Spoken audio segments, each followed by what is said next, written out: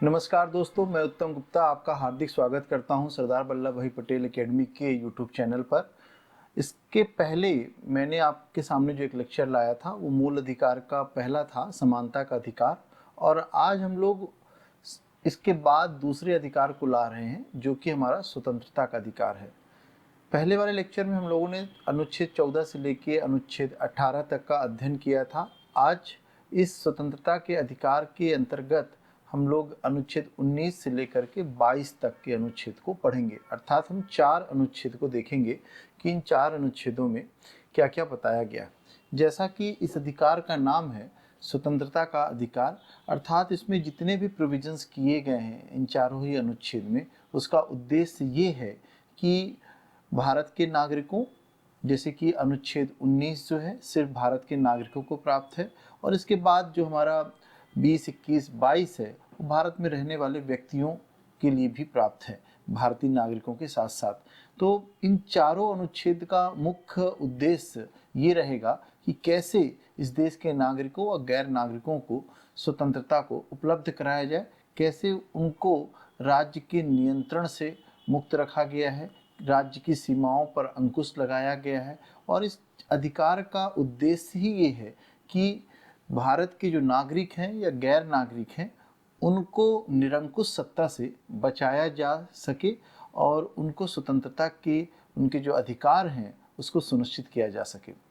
पहला अनुच्छेद 19, इसमें कुछ 6 मूल अधिकार बताए गए हैं। अनुच्छेद 19 को हम बहुत डिटेल से देखेंगे कि कैसे काम कर रहा है ये। अनुच्छेद 19 में अगर हम देखें तो इसके अंतर्गत 6 उप अनुच्छेद हैं। ये ध्यान रखने वाली बात है कि अनुच्छेद 19(1) जो है ये सिर्फ अधिकार की बात करता है। इसके बाद 2, 3, 4, 5, 6 जो है इसके अपवाद की बात करते हैं। 19(1) के तहत जो 6 अधिकार बताए गए वो कौन कौन से हैं एक बार हम यहाँ पे देख लेते हैं। सबसे पहले बार अनुच्छेद 19(1) का जो ए है वो कहता है अभिव्यक्ति की स्वतंत्रता का अधिकार देता है। दूसरा जो है सम्मेलन करने का अधिकार देता है। तीसरा जो है संघ बनाने का अधिकार देता है। चौथा जो है हमारा विचरण करने का अधिकार हमें प्रदान करता है। पांचवा जो है वो भारत में कहीं भी जाकर के निवास करने का अधिकार देता है। और जो नेक्स्ट है हमारा सबसे आखिरी, वो हमें व्यवसाय करने की स्वतंत्रता प्रदान करना देता है।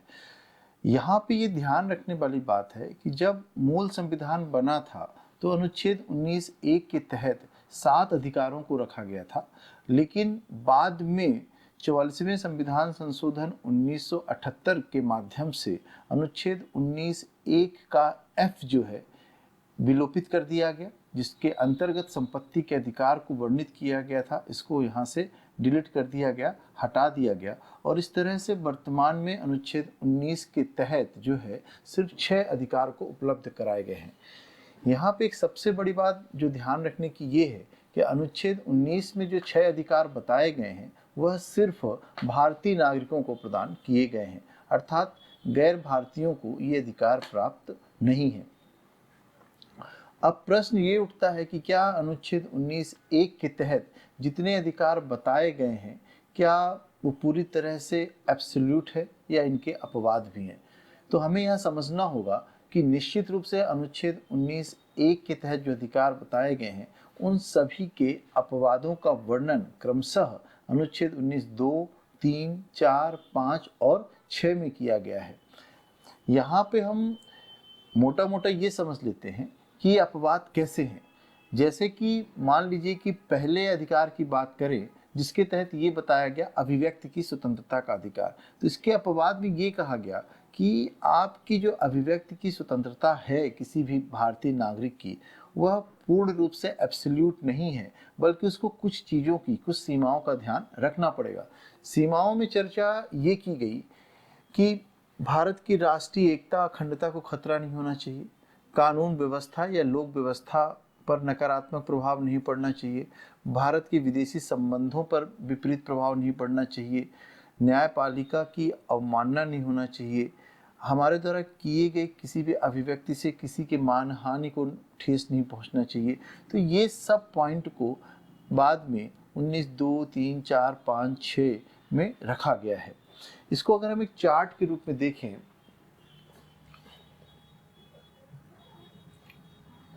तो देखिए, हमने यहाँ पे आप स्लाइड बनी हुई है, आप चाहें तो एक स्क्रीनशॉट इसका ले सकते हैं कि अनुच्छेद 19(1) में किन किन 6 अधिकारों का रखा गया है। जैसा कि मैंने कहा कि पहला जो हमारा अधिकार है वो ये बता रहा है हमको कि अभिव्यक्ति की स्वतंत्रता का अधिकार इसमें दिया गया है। दूसरा जो है सम्मेलन का अधिकार। यहाँ पे ये समझना है कि सम्मेलन करते समय हमें सम्मेलन शांतिपूर्ण ढंग से रखना होगा और बिना किसी हथियार के सम्मेलन करने की स्वतंत्रता दी गई है। इसके बाद देखिए संघ बनाने की, और इसी संघ बनाने के अंतर्गत अब सहकारी समितियों को बनाने का भी अधिकार दे दिया गया है। कहने का तात्पर्य ये है कि जो सहकारी समितियां बन रही हैं वह अब फंडामेंटल राइट्स के तहत आ गई हैं, अनुच्छेद 19(1) के तहत आ गया है। इसके बाद देखिए भारत के राज्य क्षेत्र में अबाध रूप का मतलब होता है बिना किसी रुकावट के संचरण का अधिकार प्रदान कर दिया गया है। यहाँ पे जो घूमने का अधिकार दिया गया है, समझिएगा अनुच्छेद 21 में जो अधिकार दिया गया उसके में थोड़ा सा अंतर है। अनुच्छेद 19(1) के घ में या डी में जो हमें कहा गया है बिना किसी रिस्ट्रिक्शंस के मूवमेंट करने का अधिकार दिया गया है, वह सिर्फ भारत के अंदर की बात कही गई है। जबकि अनुच्छेद 21 में मेनका गांधी के केस में सुप्रीम कोर्ट ने विदेश जाने के अधिकार को भी एक अनुच्छेद 21 के तहत मौलिक अधिकार बता दिया है। इसके बाद फिर भारत के किसी भी भाग में बसने व निवास करने का अधिकार है। और आखिरी जो अधिकार है, आप देखिए यहाँ पे चा जो है विलोपित हो गया है ना, इसको हम इंग्लिश में एफ कहते हैं और यहाँ पे हिंदी में चा। और जो सबसे आखिरी है वह है कोई वृत्ति, व्यापार, व्यवसाय करने का अधिकार। इस तरह से हम देख रहे हैं यहाँ पे हमें 6 अधिकार का वर्णन अनुच्छेद 6 में किया गया। यहाँ पे मैंने जैसे कि पहले कहा कि ये जो अधिकार हैं सिर्फ भारतीय नागरिकों को मिले हुए हैं। ऐसा क्यों है? हम लोगों ने पहले ही डिस्कशन किया था कि अनुच्छेद 15, 16, 19, 29 और 30 को जब हम पढ़ेंगे तो वहाँ पे हम सिर्फ भारतीय नागरिक शब्द का उपयोग करेंगे, क्योंकि ये अधिकार जो है सिर्फ भारतीय नागरिकों को प्राप्त है। चलिए आगे चलते हैं। अब थोड़ा सा अनुच्छेद 19(1) को डिटेल में देख लेते हैं। जो अभिव्यक्ति का अधिकार है उसमें क्या क्या बाद में न्यायपालिका ने जोड़ दिया। तो यहाँ सबसे समझने वाली बात जो परीक्षा में हमेशा पीएससी के प्री में आता है कि मतदाता को जो उसका कैंडिडेट है उसके बारे में जानकारी प्राप्त करने का अधिकार और इंटरनेट की स्वतंत्रता के अधिकार को भी अनुच्छेद 19(1) के तहत रखा गया है। तो ये दोनों पॉइंट को ध्यान रखिएगा। उम्मीदवार से संबंधित जो जानकारी हमें मिलनी है वो जानकारी हमको अनुच्छेद 19(1) के तहत रखी गई है, ए के तहत रखी गई है। और दूसरी बात हमने आपको ये बताई है कि इंटरनेट तक पहुंचने का जो अधिकार है उसको भी अनुच्छेद 19(1) के तहत रखा गया है। देखिए अनुच्छेद 19 के पूरे अपवाद को मैंने एक साथ रख दिया है, क्योंकि आप इसको ध्यान रखिएगा कि भारत की सुरक्षा, संप्रभुता, न्यायपालिका की अवमानना, मानहानि, लोक व्यवस्था, विदेशी राज्यों के साथ मैत्रीपूर्ण संबंध, शिष्टाचार व सदाचार, इनका उल्लंघन नहीं होना चाहिए जब हम अपने अनुच्छेद 19 को एंजॉय कर रहे हैं। ये हमें इसमें ध्यान रखने की बात है। चलिए इसके नेक्स्ट अधिकार में आते हैं अनुच्छेद 20 के तहत। तो अनुच्छेद 20 कहता है अपराध के लिए दोष सिद्ध के संबंध में संरक्षण। ये अधिकार व्यक्ति को मिला है। भारतीय नागरिकों के साथ साथ गैर भारतीयों को भी ये अधिकार प्रदान किए गए हैं। तो ये अधिकार कहता क्या है? कहता है कि अगर कोई व्यक्ति है, मान लीजिए कि उसने कोई क्राइम किया है और उसके दोष सिद्ध करना है, तो उस समय में भी उसको कुछ संरक्षण प्रदान किए गए हैं कि जैसा कि मान लीजिए किसी व्यक्ति ने आज दिनांक को अपराध किया है और जो अपराध उसने किया है उसके लिए आज दिनांक में जो देश के कानून के अनुसार सजा होगी उससे ज़्यादा सजा नहीं मिल सकती है। अर्थात कहने का तात्पर्य ये है कि अपराध तो उसने आज दिनांक को किया है, इसकी सुनवाई न्यायपालिका के द्वारा निश्चित रूप से आने वाले समय में की जाएगी। हो सकता है इस दौरान ऐसी सजा, ऐसे अपराध के लिए सजा बढ़ा दी जाए। तो ये नहीं होगा कि न्यायपालिका जब इसकी सुनवाई कर रही होगी तो बढ़ी हुई सजा के साथ काम करेगी, बल्कि जो आज दिनांक को जब उसने कोई क्राइम किया है उसके लिए जो सजा मुकम्मल थी कानून में, उसी से ज़्यादा सजा उसको नहीं दी जा सकती, मतलब उतनी ही सजा उसको दी जाएगी। दूसरी बात ये कहा गया कि जो एक बार अपराध किया है ऐसे अपराध की सजा उसको एक बार ही मिलेगी। और तीसरी बात, जिस व्यक्ति ने अपराध किया है उसको अपने ही विरुद्ध गवाही देने के लिए बाध्य नहीं किया जाएगा कि तुम वही गवाही दे। ये तीनों संरक्षण इसको अनुच्छेद 20 के तहत दिया गया है। बहुत अच्छे समझिएगा, यहाँ पे स्क्रीनशॉट चाहे तो आप ले सकते हैं। अपराधों के लिए दोष सिद्ध, तो ये ऐसा क्यों किया गया है? ताकि राज्य जो है किसी व्यक्ति को मनमाने तरीके से दंडित ना करे, और राज्य पर एक तरह से निरंकुशता लगाई गई है या अंकुश लगाया गया है कि किसी भी व्यक्ति को जब सजा प्रदान की जा रही होगी तो इन 3 सिद्धांतों का पालन किया जाएगा, ध्यान रखना है। इसके बाद आगे चलते हैं। अब आइए अनुच्छेद 21। अनुच्छेद 21 में 1978 तक जो वर्णन किया गया भारत का संविधान का, वो किया जा रहा था विधि द्वारा स्थापित प्रक्रिया के तहत। ये ध्यान रखना है। मनेका गांधी का एक जजमेंट आया सुप्रीम कोर्ट का, और इसमें सुप्रीम कोर्ट ने पहली बार विधि द्वारा स्थापित प्रक्रिया से एक कदम आगे बढ़ गई, और यहाँ पर सुप्रीम कोर्ट ने ये कहा 1978 में कि विधि द्वारा स्थापित प्रक्रिया के स्थान पर सुप्रीम कोर्ट ने यथोचित विधि प्रक्रिया को अपना लिया। अब सवाल उठता है कि यथोचित विधि प्रक्रिया क्या है और विधि द्वारा स्थापित प्रक्रिया क्या है? विधि द्वारा स्थापित प्रक्रिया जो थी वो जापान से ली गई थी, और यथोचित विधि प्रक्रिया को यूएसए से लिया गया। विधि द्वारा स्थापित प्रक्रिया और यथोचित विधि प्रक्रिया में एक संबंध पाया जाता है। जो यथोचित विधि प्रक्रिया है, इसको इंग्लिश में हम लोग ड्यू प्रोसेस ऑफ लॉ भी कहते हैं, ड्यू प्रोसेस ऑफ लॉ। और जो विधि द्वारा स्थापित प्रक्रिया है इसको बोलते हैं procedure established by law, procedure established by law. इसमें अंतर ये है, रिलेशन है। ऐसा नहीं है कि कोई ये नई विचारधारा थी, बल्कि विधि द्वारा स्थापित प्रक्रिया में मानवीय सरोकार को जोड़ दिया गया, और जैसे ही मानवीय सरोकार को जोड़ा गया वह यथोचित विधि प्रक्रिया बन गई। अगर हम इसको एक फॉर्मूले के रूप में भी लिखें तो हम लोग इसको ऐसा लिख सकते हैं कि यथोचित विधि प्रक्रिया इज इक्वल टू विधि द्वारा स्थापित प्रक्रिया, विधि द्वारा स्थापित प्रक्रिया प्लस, ये विधि द्वारा स्थापित प्रक्रिया कैसी होनी चाहिए? तो यह इसको न्यायपूर्ण होना चाहिए, जस्ट होना चाहिए,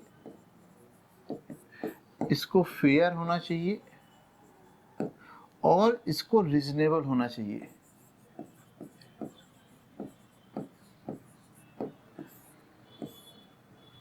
न्यायपूर्ण, फेयर होना चाहिए, और रीजनेबल का मतलब होता है युक्तिपूर्ण ढंग से इसको होना चाहिए। इसको और अच्छे समझते हैं कि विधि द्वारा स्थापित प्रक्रिया के तहत ये माना जाता था कि व्यक्ति का भौतिक रूप से स्वतंत्र होना ही पर्याप्त है। समझिएगा, कोई व्यक्ति बाहर घूम रहा है, उसको कोई जेल के अंदर नहीं रखा, उसको कोई निरुद्ध नहीं किया है, तो ठीक कहे।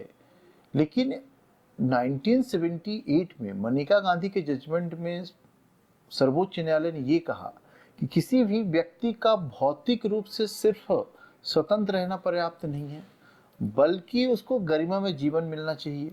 इसका तात्पर्य क्या है? गरिमामय जीवन से मतलब यहाँ पे ये है कि व्यक्ति को बेसिक आवश्यकता की पूर्ति होनी चाहिए। जैसे कि व्यक्ति के पास कपड़े हों अपने पहनने के लिए, उसको खाने की व्यवस्था हो, उसको रहने का घर हो, बेसिक शिक्षा हो, बेसिक हेल्थ सुविधाएं उपलब्ध हों। तो यहाँ पे ये समझिए, ये तो आज भी भारत में है विधि द्वारा स्थापित प्रक्रिया, लेकिन अब इसकी व्याख्या और ज़्यादा कर दी गई। और यही तो कारण है कि अनुच्छेद 21 की लगातार व्याख्या होती जा रही है। बहुत सारे चीज़ों को डाल दिया गया, चाहे आपका एकांत में रहने का अधिकार हो, चाहे आपको अंतर जातीय अंतर धर्म का विवाह करने का अधिकार हो, इन सभी चीज़ों को अनुच्छेद 21 में डाल दिया गया। और इसका कारण क्या है कि अब जो है भारत में न्यायपालिका जो है, भारत की न्यायपालिका जो है संविधान की जो व्याख्या कर रही है, वह जो है यथोचित विधि प्रक्रिया के माध्यम से कर रही है। यह एक सकारात्मक दृष्टिकोण है और ये जो है एक लोक कल्याणकारी राज्य की अवधारणा को स्थापित करने की कोशिश कर रही है। ध्यान रखना है हमें।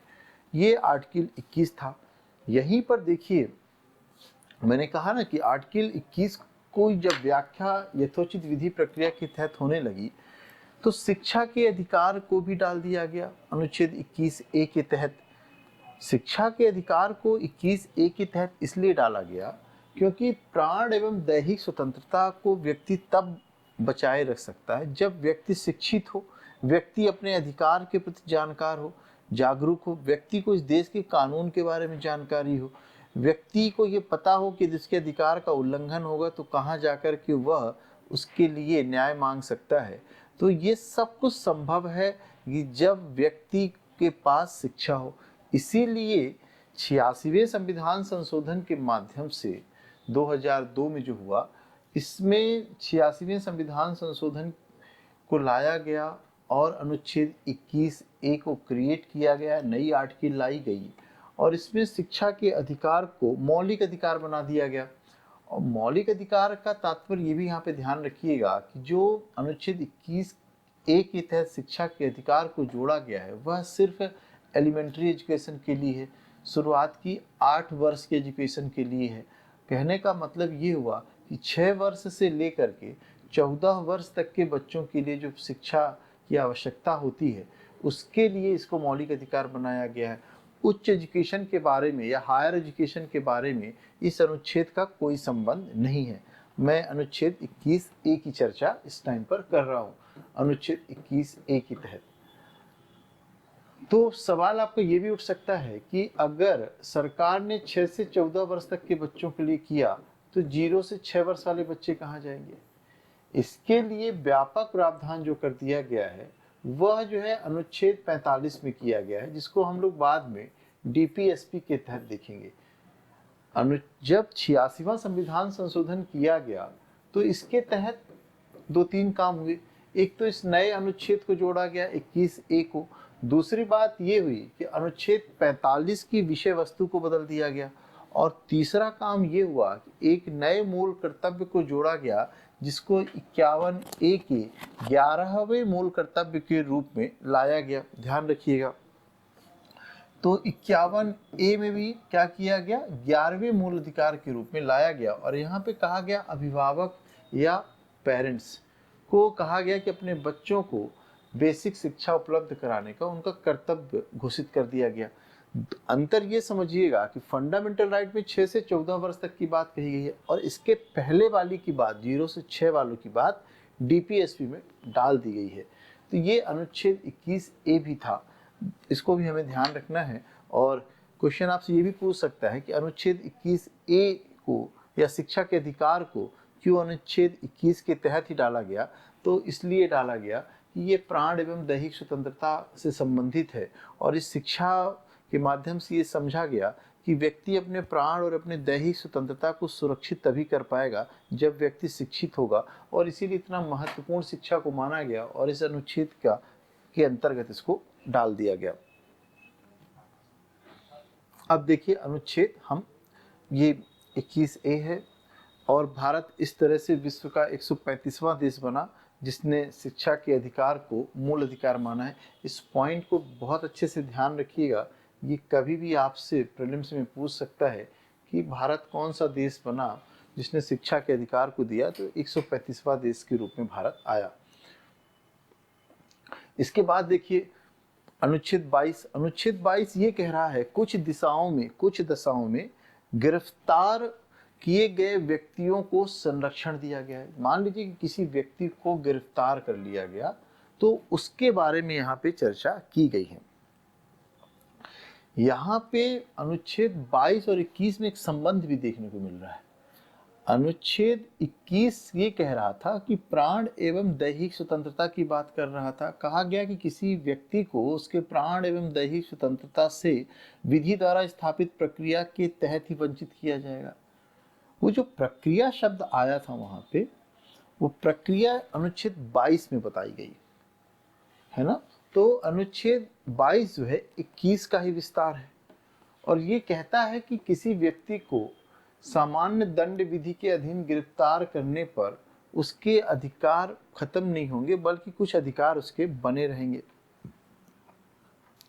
तो क्या अधिकार होंगे उसके? तो ये बताया गया कि गिरफ्तारी को कारण उसको तुरंत बताया जाएगा, अपने मनपसंद वकील से मिलने दिया जाएगा, और तीसरा 24 घंटे के भीतर, और इस 24 घंटे में आने जाने की जो यात्रा का समय उसको जोड़ा नहीं गया है, जो निकटस्थ न्यायालय होंगे वहां पर उसको पेश किया जाएगा। तो ये अनुच्छेद जो 22 है, हम जब एक रिट पढ़ेंगे बंदी प्रत्यक्षीकरण, तो उस रिट से भी इसका संबंध हमको दिख रहा है यहाँ पे, बंदी प्रत्यक्षीकरण।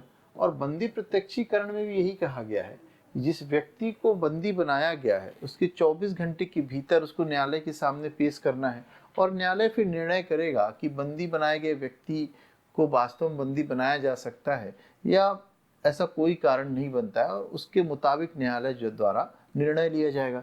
तो यहाँ पर अनुच्छेद 22 के बारे में हम लोगों ने दो चीज सीखा कि एक तो ये अनुच्छेद 21 का विस्तार है, और दूसरा हमने ये सीखा कि ये जो रिट 5 सुप्रीम कोर्ट जारी करता है, हाई कोर्ट दोनों, तो ये बंदी प्रत्यक्षीकरण से भी इसका संबंध है।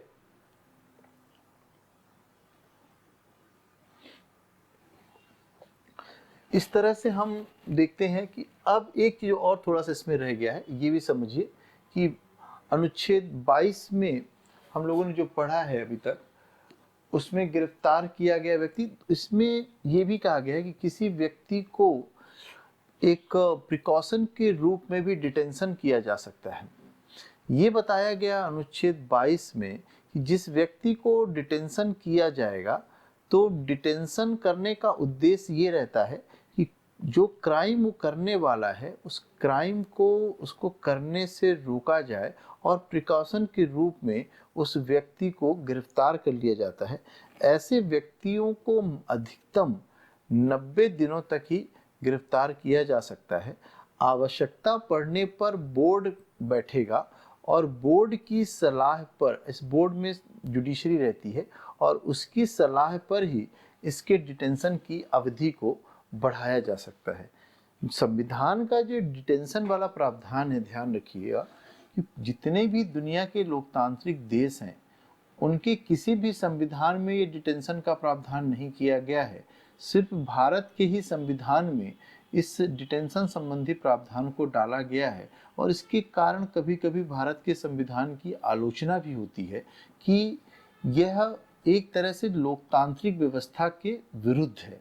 लेकिन भारत के संविधान में इसको इसलिए डाला गया ताकि किसी भी अपराध को घटित होने से रोका जा सके, और यह एक तरह से सकारात्मक सोच थी। और अगर आप देखें कौन कौन से कानून बने हैं डिटेंशन के लिए, तो टाडा, मीसा जैसे कानून यहाँ पे आए हैं, जिसका दुरुपयोग भी हुआ है निश्चित रूप से, और काफ़ी विवादास्पद रहे हैं यहाँ पे। तो ये था हमारा स्वतंत्रता का अधिकार, जिसको हम लोगों ने अनुच्छेद 19 से लेकर के 22 तक समझा। चलिए, स्वतंत्रता का अधिकार हमारा खत्म हुआ, और इसको एक बार थोड़ा सा रिकैप कर लेते हैं आपके लिए फटाफट। तो अनुच्छेद 19 से शुरू करते हैं अपनी कहानी। अनुच्छेद 19 को हमने समझा, और 19 में एक को हमने कहा अधिकार है, और इसके बाद हम लोगों ने ये कहा कि 2, 3, 4, 5 और 6 इसके अपवाद की चर्चा करते हैं। देखिए, एग्जाम में क्वेश्चन यहीं से आता है जनरली, और हम गलत करके आ जाते हैं। अधिकार के अंतर्गत हमने फिर देखा A, B, C, D, E, F और G का वर्णन किया गया है। अब ये समझना है कि A में किस अधिकार को रखा है हमने, अभिव्यक्ति की। इसका अपवाद बताया गया है 19(2) में। इसके बाद जो हमने बताया सम्मेलन करना है, इसका अपवाद 3 में बताया गया है। तीसरा जो संघ बनाना है उसके अधिकार की चर्चा कहाँ की गई, 4 में की गई। और इन दोनों के किसके किसके, जो डी और ई, तो डी में क्या आएगा और ई में क्या आएगा, इसमें आएगा आपका घूमने की स्वतंत्रता, अबाध रूप से संचरण भारत में और निवास करने की। इसका जो अपवाद की चर्चा की गई 19(5) में की गई और आखिरी 19(G) के जो अपवाद की चर्चा की गई 19(6) में की गई है। बिल्कुल दिमाग में रखना है हमें कि सिर्फ अनुच्छेद 19 का पहला पार्ट जो है अधिकार की बात करता है, बाकी जो 2, 3, 4, 5, 6 हैं ये सब जो है अपवाद की बात करते हैं। ये ध्यान रखिएगा, ये परीक्षा में जनरली क्वेश्चन यहीं से उठाता है और जैसे ही वहाँ पे हम जाते हैं 19(1), 2, 3, 4 देख के हम कंफ्यूज हो जाते हैं। और इसी 19(1) के तहत जो है इंटरनेट तक पहुँच की स्वतंत्रता दी गई है। मतदाता जो है अपने कैंडिडेट के बारे में जानकारी प्राप्त कर सकता है और राइट टू इन्फॉर्मेशन को भी अनुच्छेद 21 के अलावा अनुच्छेद 19(1) में भी रखा गया है। बी में हमने बता ही दिया आपको कि बी में क्या चर्चा की हमने, और इसके बाद एक बार फिर से हम रिकैप कर लेते हैं फटाफट। तो जो व्यक्ति को अपराध जब हम दोष सिद्ध कर रहे हैं तो उसको भी वहाँ पे 3 तरह की प्रोटेक्शन की गई है। पहला, जिस दिन उसने कोई अपराध किया है उसके लिए जो मुकम्मल सज़ा रहेगी उससे ज़्यादा सज़ा उसको दी नहीं जा सकती है। इसके बाद दोहरे दंड से संरक्षण दिया गया है, एक बार जो उसने क्राइम किया है उसकी सज़ा उसको एक ही बार मिलेगी। और तीसरी बात, उसको अपने ही विरुद्ध जो है गवाही देने के लिए बाध्य नहीं किया जाएगा। अपने मन से चाहे तो वह गवाही दे सकता है, बाकी उससे ज़बरदस्ती गवाही नहीं दी जा सकती है। तो ये भी ध्यान रखना है हमको। और अनुच्छेद 22 में आइए 21 में प्राण एवं दैहिक स्वतंत्रता। मैंने कहा विधि द्वारा स्थापित प्रक्रिया के तहत ही राज्य जो है किसी व्यक्ति को उसके प्राण एवं दैहिक स्वतंत्रता से वंचित करेगा। यहाँ पे 2 फ्रेज यूज हो रहा है। यहाँ पे जो मूल संविधान है विधि द्वारा स्थापित प्रक्रिया, बाद में 1978 मेनका गांधी का जजमेंट, यहाँ पर सुप्रीम कोर्ट ने पहली बार एक नए प्रिंसिपल का यूज किया, ड्यू प्रोसेस ऑफ लॉ। देखिए जो क्वेश्चन आता है ये ध्यान रखिएगा, बहुत बार पूछता है कि विधि द्वारा स्थापित प्रक्रिया का जो कॉन्सेप्ट है वो कहाँ से लिया गया है। तो हमें ये ध्यान रखना है कि विधि द्वारा स्थापित प्रक्रिया का जो कॉन्सेप्ट है हम लोगों ने जापान से लिया है। और इसके बाद इसके जब हम अगले स्टेप की ओर गए, जब हमने ड्यू प्रोसेस ऑफ लॉ को अपनाया या यथोचित विधि प्रक्रिया को अपनाया, ये जो पूरी अवधारणा थी ये हमने यूएसए से उठा ली। और अब भारत का संविधान जो है बहुत लिबरल व्याख्या कर रहे हैं संविधान की सुप्रीम कोर्ट के द्वारा। और यही कारण है कि लगातार अनुच्छेद 21 के अंतर्गत कई सारी चीज़ों को आप देखिए, एनजीटी का गठन भी जो कराया गया अनुच्छेद 21 के तहत कराया गया। और सुप्रीम कोर्ट ने 2010 में स्पष्ट कह दिया कि जो स्वच्छ पर्यावरण है वह लोगों का अधिकार है, और उसको कहाँ से जोड़ दिया, प्राण एवं दैहिक स्वतंत्रता से जोड़ दिया। इसके बाद अनुच्छेद 22 में आ जाइए। अनुच्छेद 22 में जो दिया गया वो कुछ दशाओं में गिरफ्तार, जिस व्यक्ति को गिरफ्तार कर रहे हैं उसके कुछ अधिकार को बताया गया। यहाँ पे कहा गया जिस व्यक्ति को आप गिरफ्तार कर रहे हैं उसको गिरफ्तारी का कारण तुरंत बताएंगे। दूसरी बात, उसको अपने वकील, मनपसंद वकील से उसको मिलने दिया जाएगा। और तीसरी बात, 24 घंटे के भीतर न्यायालय के सामने, मजिस्ट्रेट के सामने उसको पेश किया जाएगा। फिर न्यायालय इसकी जांच करेगा कि गिरफ्तारी जो की गई है सही की गई है नहीं की गई है, और न्यायालय के निर्णय के आधार पर ही उसकी आगे की गिरफ्तारी कंटिन्यू रहेगी या नहीं रहेगी, न्यायालय डिसाइड करता है। इस 24 घंटे में आने जाने में जो लगा समय है उसको यहाँ पे इंक्लूड नहीं किया जाता है। तो ये था बच्चों, आज हम लोगों ने स्वतंत्रता का अधिकार देखा। अगले लेक्चर में हम शोषण के विरुद्ध अधिकार को देखेंगे, जिसके तहत अनुच्छेद 23 व 24 को पढ़ेंगे। ध्यान रखिएगा, मेंस में स्वतंत्रता के अधिकार से लगभग हर साल कुछ न कुछ पूछता है, तो बहुत बृहद ढंग से इसको समझाने की कोशिश की गई है। आपके कॉन्सेप्ट को क्लियर करने की कोशिश मैंने किया है।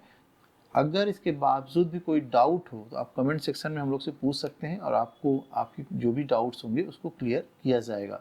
Thank you.